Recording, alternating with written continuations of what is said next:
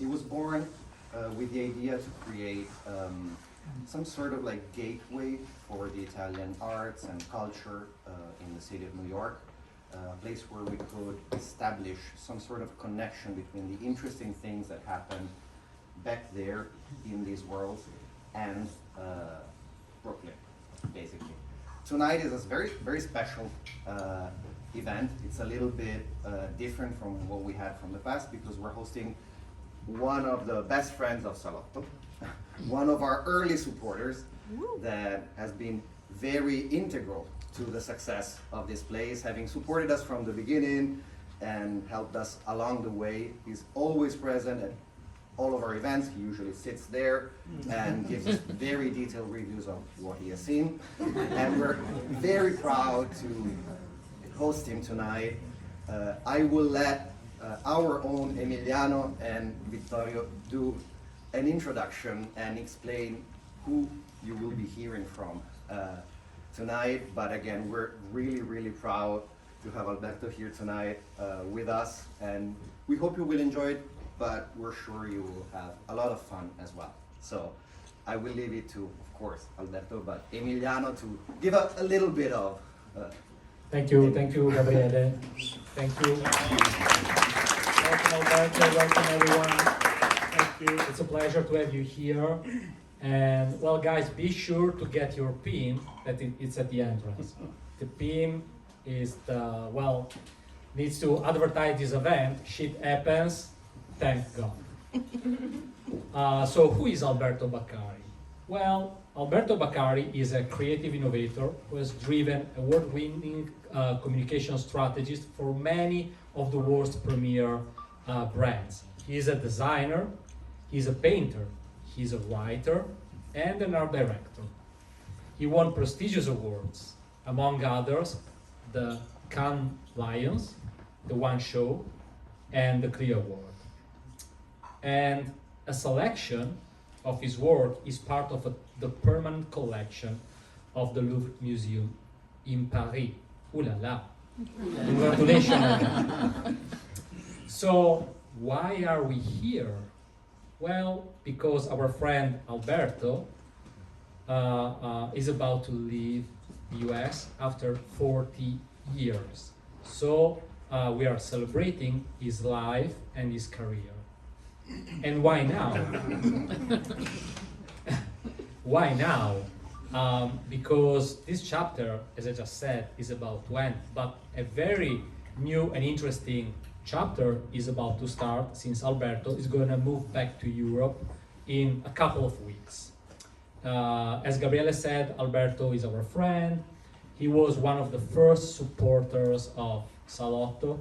And I met him, I guess, 12 or 13 years ago in Milano because I was involved into a commercial for Lavazza coffee brand that he was directing. So it's very interesting, the choice of the title for this night event, Shit Happened.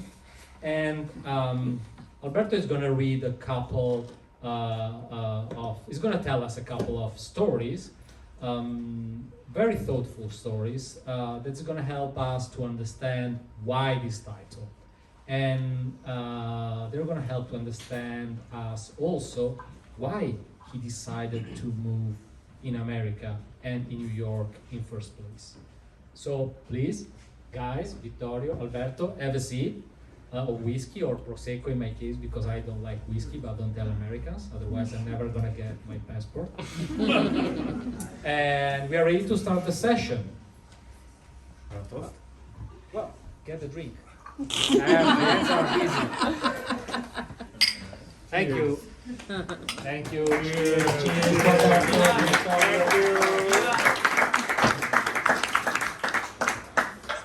Okay, let me tell you, does it work? Let me tell you a little bit who I am. Yes, shit happens. June 20, 1952, that was a day that I came out of my mom's womb. And out of curiosity, that was also my day that I started to become an immigrant. Is it working? Can you Yeah, hear? keep it closer to your mouth. Okay. Yes.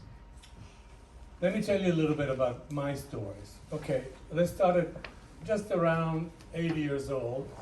They gave me a new bike. The bike was a little bit too high for me. My feet didn't really touch the ground. I was up in the middle of a hill in a Milanese Parco Sempione. And I was going around a little bit trying the new bike, up to a point that I saw a deep, long, early century stairways. I went close and close and close up to the front wheel, start to go down very, very fast. And it was like a movie PV, point of view. I crashed myself at the bottom, and the bicycle was gone forever. Later on, just around the high school, I was very lucky to have a very, very famous Latin professor called Padre Pigato. He was an international known. He was also, during the war, an Alpine. The Alpine are the military that have the black feather. I don't know if you saw it. He was a priest, of course, and the Alpine, they drink a lot. One afternoon, they're famous for it. One afternoon, he invites me, as normally he did, because we like each other, but nothing sexually, of course. But he invited me in his own little cell. He went into a little cell, and probably talking about Cicero or Sallust in English, the Repubblica, whatever. After he started talking, it was really fascinating. He started pouring grappa, typical from the Alpine. He put it in a glass, and then he was looking for a second glass. It was about 5 o'clock in the afternoon, very weird. Second glass, he couldn't find it, and he started pouring into a chamber pot. Chamber pot, believe it or not. I was afraid. I said, he's gonna give me the chamber pot now. No, he gave me the glass, and he drank it in the chamber pot. Same college, priest-owned Jesuits. I don't know why they sent me to that college, but they did, my parents. I was punished every single day, basically. And one day I remember, they called me, one of the top priest guy told me, he says, this morning at 7 o'clock, you serve mess. You're helping to serve mess. I couldn't say no, of course, and I tried to do my best. 7 o'clock, so you have no idea how many people are in the church, looking at the priest serving mess. I was supposed to help with with the tray, with the little thing, and then I put the oil, the wine, I put it on the tray, but my feet stepped into the carpet, got caught into the carpet, and I fly everything on top of the priest, on top of the altar. It was a disaster. Holy wine, holy water, holy cow, what a mess. One day, a few years later, I was with my best friend Enrico at the time. We were overlooking the Italian Riviera, a beautiful view of the ocean, on top of a 18 feet sort of a balcony. I had a great idea. I told Enrico, you want to bet that I jump down on the beach from here? He looked at me and he said, really? Yes. Let's bet $5. It was a lira back then, but it was just about $5. So I did it. I really jumped and I got $5. But one of my legs got broken for 3 months. It was a class of chemistry in the same college, and the chemistry professor, Mr. Ciro, which he hates me to death, and I didn't like him either. I remember today was a day of interrogation, and he goes like, today we want to hear Baccari. And the class start to, get ready because every time they call me, there's something new happening. But Ciro was fast enough saying, Baccari, if you come here, I give you 4. 4 in Italian is like below sufficient, way below sufficient. But if you stay in your place, I give you 0. And I say, Prof, 0 is more than enough. And I stay in my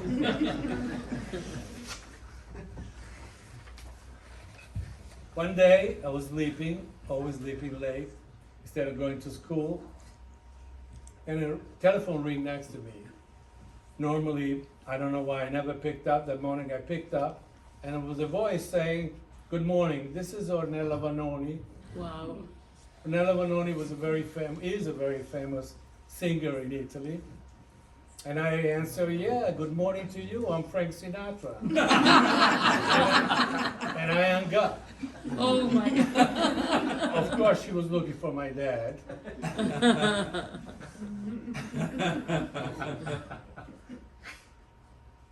Okay, let's get to a little bit closer. Well, I can say this about the E.T. That was a funny story. I was doing production at University of NYU, film production, and one day we decided to go to see the opening of E.T. by Spielberg in 1982 here in New York. And I was sitting next to a guy that was smoking a pot. And the guy very nicely says, "You want a puff?" And I say, "Yes." Took a puff. I wasn't really into anything good, but I took a puff. After 5 minutes, I started to sweat. I started to get paranoid. Everything was wrong in my mind. And when I saw E.T., I jumped.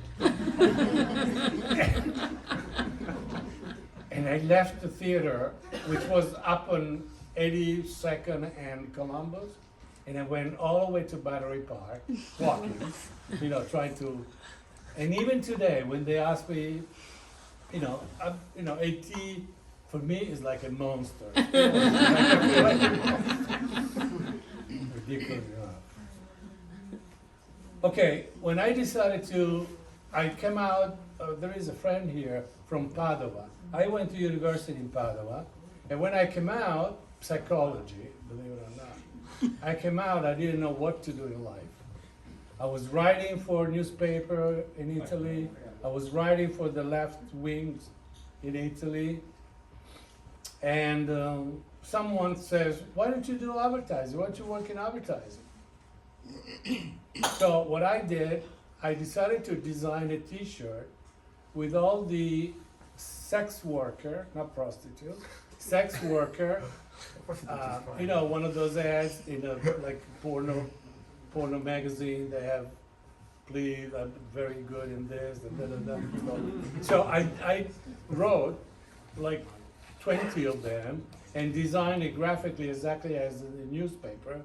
And in between, I put my name, copywriter, ready to do everything. Call me after 9 o'clock. So I actually asked Fiorucci to print.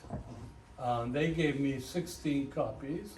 Now it's ridiculous, but back then was a sort of big deal. And I brought the 16 to the 16 creative director on my like in Milano. The next morning, the next evening after 9 o'clock, all 16 called me. So it was a good thing. Now this is my girlfriend one day, my girlfriend at the time of 10 years, one day was with the relatives of